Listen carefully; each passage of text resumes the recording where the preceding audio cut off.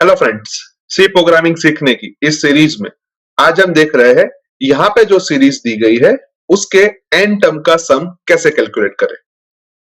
तो सबसे पहले मुझे एन की वैल्यू की जरूरत पड़ेगी, तो वो मैं यहाँ पे डिक्लेयर कर देता हूँ। Late us say integer N. उसके बाद मैं CLR SCR लिख देता हूँ ताकि हमें कोई प्रीवियस आउटपुट दिखाई ना दे, और लास्ट में मैं गेट CH लिख देता हूँ। अभी एन की वैल्यू हमें यूजर के पास से लेनी है, तो उसके लिए मैं यहाँ पे एक प्रिंटफ स्टेटमेंट लिखता हूँ, और उस प्रिंटफ स्टेटमेंट के अंदर मैं मैसेज छोड़ रहा हूँ एंटर एन, और उसके बाद एक स्कैनफ स्टेटमेंट लिख रहा हूँ, और उस स्कैनफ स्टेटमेंट के अंदर मैं मैसेज छोड़ रहा हूँ %d एड्रेस ऑफ एन। अभी सपोज हम एन की वैल्यू 3 एज्यूम कर रहे हैं, यानी कि इस सीरीज के पहले 3 टर्म का हमें सम कैलकुलेट करना है, यानी कि हमें 1 बाय 1 सभी टर्म को ऐड करना है। तो इसके लिए मैं यहाँ पे एक फॉर लूप ले लेता हूं। अभी फॉर लूप के अंदर हम पहले टर्म से स्टार्ट करके एन टर्म तक जाएंगे, यानी कि i is equals to 1, i less than और इक्वल्स टू n, और i प्लस प्लस। अभी पहला टर्म हम देखें तो उसके अंदर हमें 1 का स्क्वायर करना है, और उसके बाद उसको 1 फैक्टोरियल से डिवाइड करना है, यानी कि हम ऐसा बोल सकते हैं कि 1 का स्क्वायर 1 होता है और 1 फैक्टोरियल के आंसर भी 1 होता है, तो वो हमें आउटपुट के तौर पे 1 देगा। सेकंड टर्म के अंदर हमें 2 का स्क्वायर करना है और उसको 2 फैक्टोरियल से डिवाइड करना है, यानी कि हम ऐसा बोल सकते हैं कि 2 का स्क्वायर 4 होता है और 2 फैक्टोरियल का आंसर 2 होता है, तो वो हमें आउटपुट के तौर पे 2 देगा।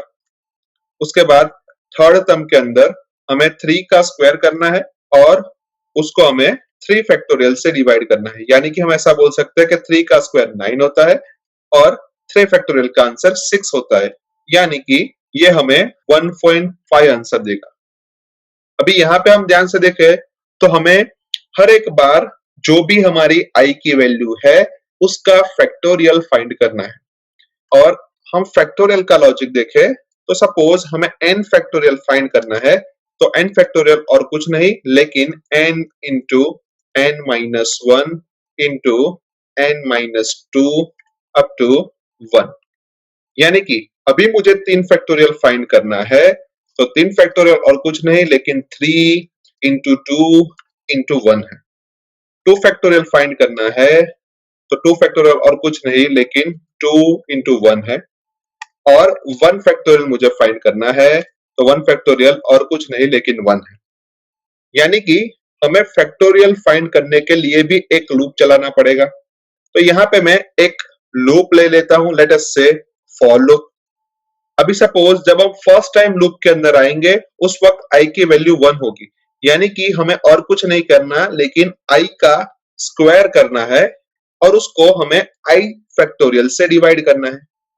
सेकेंड टाइम भी i की वैल्यू 2 होगी, तो उस वक्त भी हमने और कुछ नहीं किया लेकिन i into I divided by i factorial किया है, यानी कि हमें हर एक बार i फैक्टोरियल की वैल्यू फाइंड करनी है।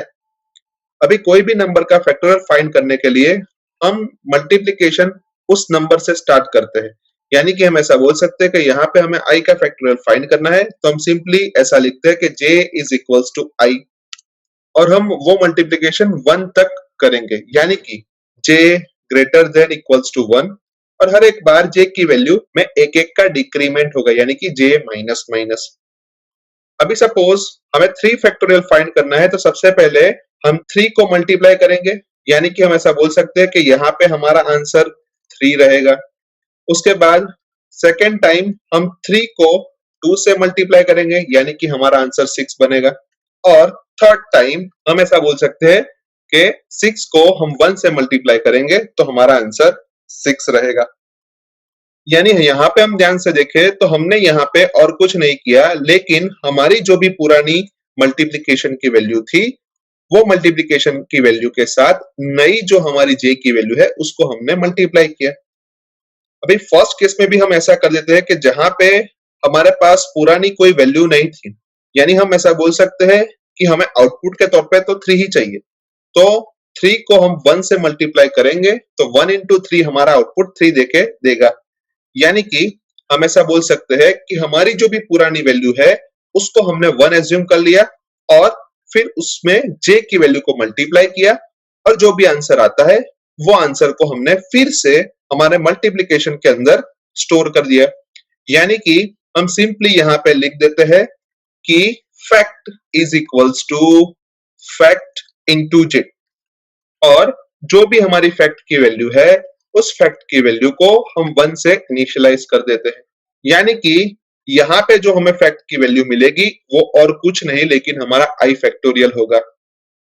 अभी यहाँ पे हम ध्यान से देखें तो फर्स्ट स्टेप के बाद हमारा सम 1 रहेगा, उसके बाद सेकेंड स्टेप के अंदर हमारा सम जो पुराना सम था 1, उसके अंदर हमने जो करंट सम आया है वो ऐड किया यानी कि 2, और हमें सम के तौर पे 3 मिला।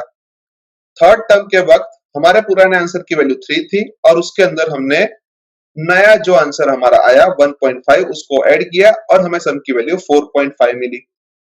यानी कि हम ऐसा बोल सकते हैं कि हम यहाँ पे सम नाम के वेरिएबल के अंदर जो भी हमारी i into I divided by fact का आंसर है वो ऐड करते हैं और उसका जो भी रिजल्ट आता है वो फिर से हम सम नाम के वेरिएबल के अंदर स्टोर कर देते हैं। अभी फर्स्ट स्टेप के अंदर हम ध्यान से देखें तो उस वक्त हमारे i into I divide by fact का आंसर 1 था और उस वक्त हमारे सम की वैल्यू 0 होगी, क्योंकि पहले टर्म से पहले हमारे पास कुछ भी नहीं होता है। यानी कि हम ऐसा बोल सकते हैं कि सम की वैल्यू 0 है। यानी कि हम सिंपली लिख सकते हैं कि 0 प्लस 1 इज इक्वल्स टू 1, और जो भी ये 0 है वो हमारी सम की इनिशियल वैल्यू है, तो हम ऊपर सम की इनिशियल वैल्यू डिक्लेयर कर देते हैं। लेट अस से सम इज इक्वल्स टू 0। अभी यहाँ पे हम ध्यान से देखें तो लूप के अंदर हमने आई, जे, फैक्ट और सम 4 वेरिएबल का यूज किया है, लेकिन उन चारों वेरिएबल को हमने ऊपर डिक्लेयर नहीं किया। तो सबसे पहले हम ऊपर उसको डिक्लेयर कर देते हैं। Let us say integer I and J and float fact and सम।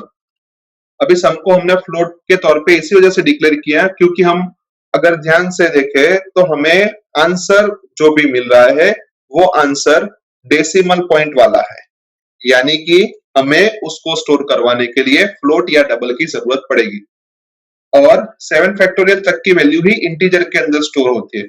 यानी कि अगर मुझे 7 फैक्टोरियल से ज्यादा वैल्यू स्टोर करवानी है तो मुझे कोई बड़ी रेंज वाला डेटा टाइप चाहिए, और इसी वजह से फैक्टोरियल को भी हमने फ्लोट के तौर पे ही डिक्लेयर किया है।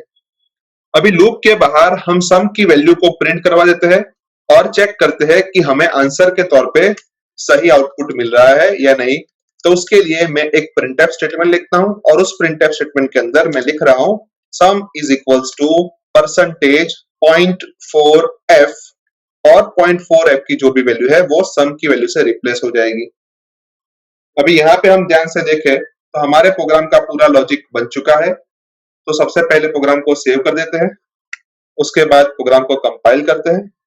कंपाइलेशन में कोई भी एरर नहीं आई तो प्रोग्राम को रन करके देख लेते हैं। जहां पे मैं n की वैल्यू 3 इंसर्ट कर रहा हूं और मुझे आउटपुट के तौर पे 4.5 मिल रहा है, जो कि परफेक्टली सही है क्योंकि अभी अभी हमने n इज इक्वल टू 3 के लिए सम की वैल्यू कैलकुलेट की है। एक और बार प्रोग्राम को रन करते हैं जहां पे मैं n की वैल्यू 5 इंसर्ट कर रहा हूं और मुझे आउटपुट के तौर पे मिल रहा है 5.3750, जो भी परफेक्टली सही है। पर n इज इक्वल टू 5 के लिए हमने हमारे आंसर को मैन्युअली वेरीफाई कर सकते हो। एक और बार प्रोग्राम को रन करते हैं जहां पे मैं n की वैल्यू -8 इंसर्ट कर रहा हूं और मुझे आउटपुट के तौर पे मिल रहा है 0.0। अभी यहाँ पे हम ध्यान से देखें तो हमने n की वैल्यू नेगेटिव इंसर्ट की है, यानी हम ऐसा बोल सकते हैं कि जब पहली बार हमारी कंडीशन चेक होगी उसी वक्त वो कंडीशन गलत हो जाएगी और हम लूप के अंदर जाएंगे ही नहीं और हमें आउटपुट के तौर पे जो सम की डिफॉल्ट वैल्यू है वो मिल जाएगी। एक और बार प्रोग्राम को रन करते हैं जहां पे मैं n की वैल्यू 7 इंसर्ट कर रहा हूं और मुझे आउटपुट के तौर पे मिल रहा है 5.4347, जो कि परफेक्टली सही है। यानी कि हम ऐसा बोल सकते हैं कि इस प्रोग्राम के थ्रू हम इस सीरीज के एन टर्म तक का सम इजीली कैलकुलेट कर सकते हैं। सो आई होप कि आपको इस प्रोग्राम के अंदर अच्छी तरीके से समझ आ चुकी होगी। आज के वीडियो में बस इतना ही। नेक्स्ट वीडियो में फिर से मिलेंगे। Thank you very much.